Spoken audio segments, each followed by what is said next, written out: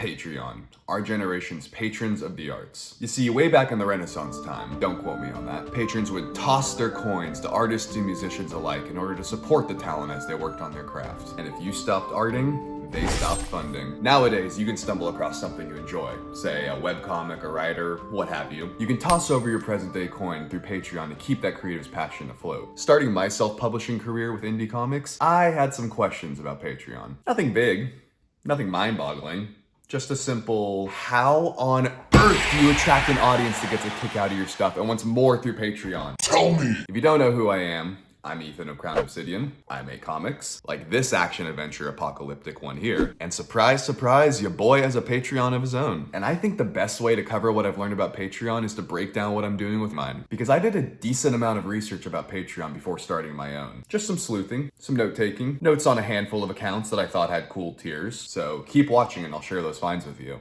But a full disclaimer still stands. I am not a seasoned vet in any of this. Just a young pup in a big dog Patreon world. Bark, bark. So everything here is just strictly my opinion. That means take what you like and leave what you don't. So, my Snowflake Obsidian tier. The only tier I currently have to offer. Just a quaint little hole in the wall. Simple, cheap, looking to make ends meet. First thing some of you may be asking is, Ethan, where's the $1 tier? We need a $1 tier. It's a fair question. People tend to be drawn to the cheapest option available, so why not make the cheapest option $3 instead of $1? But what about those that purely want to support? Something of a digital tip jar? Okay, the real reason why I'm opting out of a $1 tier is because Patreon processing fees will shred that dollar and only leave you with a couple of schmeckles by the end. I see the $3 tier as a happy medium where it sits above the Patreon processing fees, but is also substantial enough of a cost to owe patrons some content. And I think any tiers $5 and under should consist of light moon work. Moon work? Don't know what that is. Alright, look, if you envision your main work, in my case it's my comic, as a planet, then these lower tiers should be nothing more than moons orbiting around it. These moons aren't getting in the way or inhibiting you from doing your main calling, but still opens the door for your patrons to access fun bonus content while your main planet gets worked on. Concept art, sketches, work in progresses, time lapses, early access to social media posts, all that isn't just moon work. It's light moon work. Think about it. You're already going to post that art on social media. Why not give exclusive early access before the public gets a hold of it? You're already set on drawing that piece. Fire up a screen recording software and capture you making it. Here's a dump of other light moon work I found while researching.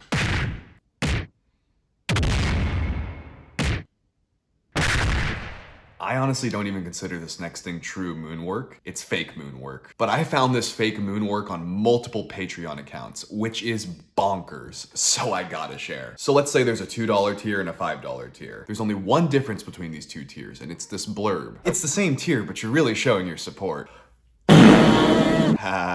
Cheeky, but would not be a sell for this patron. I shit you not. I stumbled across a $10 tier that had one thing going for it. My eternal thanks. My eternal thanks? And people actually went in on it?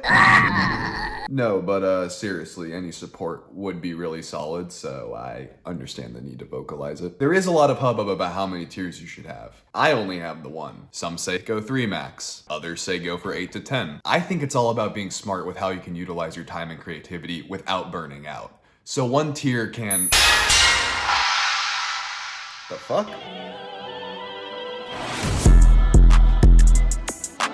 Hahaha, cool, right? I'd be a fool not to share that I'm unveiling a new Patreon tier on a video specifically about Patreon. And a Super Smash Bros.-esque reveal? Oh, let's go! I am really stoked to announce this new tier, because this is where you can read the next installment of my comic series. Now you may be asking, Ethan, I like that I'm framing you guys as extremely inquisitive this video. Ethan, what's the friggin' point about reading part 2 when I haven't even read the first one? It is kind of insane you haven't read the first Blood in the Land yet. Apocalyptic action and monsters and stuff? Get it together. Caught slacking.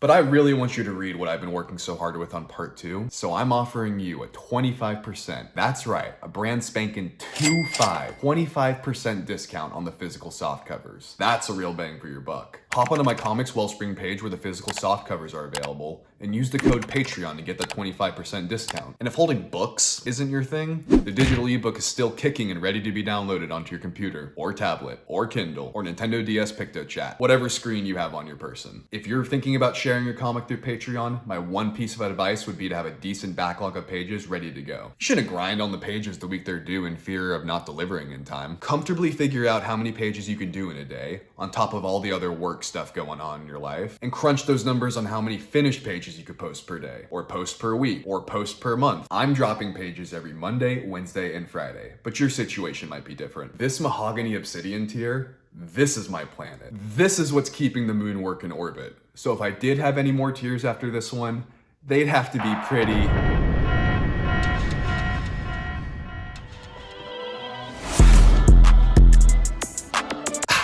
Gotcha! Another tier revealed. I can only imagine a large percentage of viewers have now clicked out of this video like, oh, another cutaway to talk about his own Patreon? I'm out of here. But to the big brains that stuck around, you have my eternal thanks. And you probably realize in the midst of all my pseudo self-promoting, you could still learn a thing or two with how I'm approaching my Patreon. Rainbow Obsidian tier. The rock enthusiasts know I'm playing off the different types of obsidian. Try and have fun names and icons for your tiers to make them more engaging and appealing. This is a sweet tier because patrons get a chance for some recognition and it has a hint of moonwork. Kind of medium moonwork. I'm already making the comic. I'm already making these videos. If you like what I'm putting out and want to see your name at the end of my content as a thank you, then by all means, join the tier and tell me your name. Tell me your address. Tell me your social security number. I did see a similar version of what I'm doing where the creator was offering to shout you out on their Instagram story. Personally, I don't know how solid that is considering Instagram stories disappear in 24 hours. And I'm scratching my head on if that means they're gonna shout out the same names on their stories every single month. But on the topic of medium moonwork, I'm defining it as things you can circulate around your planet, but requires a bit more work than light moon work. Some things I qualify as medium moon work would be...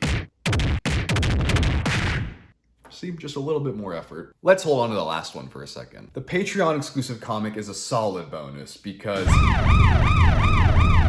Oh, come on!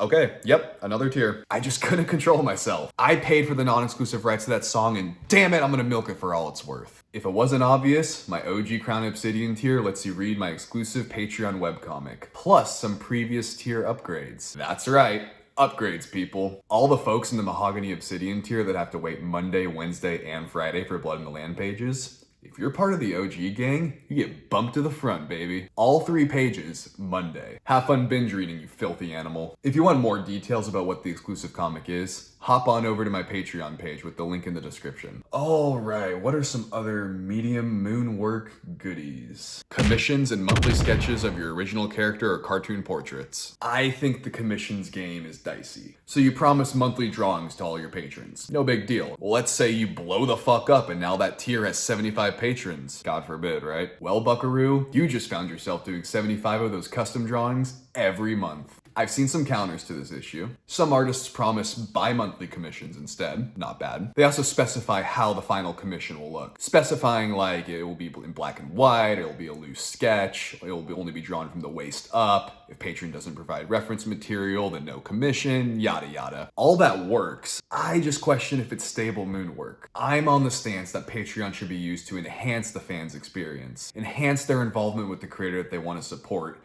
without making the platform a new way to divert the creator's time and energy to fulfilling out monthly obligations. The creators are here to make comics or podcasts or videos or whatever, not to become a DeviantArt warehouse haphazardly pumping out like 200 Sonic OCs every month with zero time to focus on their actual work. Patrons support to get bonus content. The moment you start looking at Patreon as a subscription service where you're expecting X, Y, and Z every month, we're in trouble. We're in real trouble, my friend. So as a creator, carve out your tiers around what your main work is, rather than branching away from it and expending a bunch of unnecessary energy. You could litter your Patreon with all these bells and whistles, and it could look really cool, but you're gonna quickly find yourself overwhelmed. It's a real slippery slope. It's all about working smarter, not harder. You don't want another one? No, let's play, let's see what... Okay, well, yeah. Gold Sheen tier.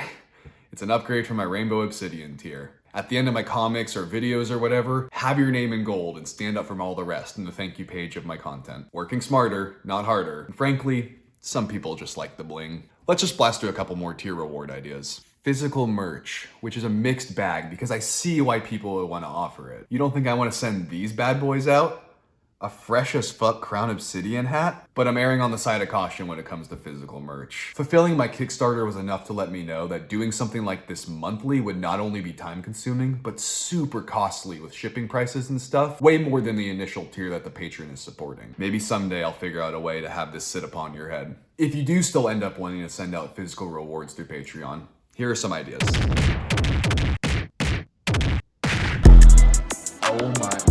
Oh my god, again? What is it now? What?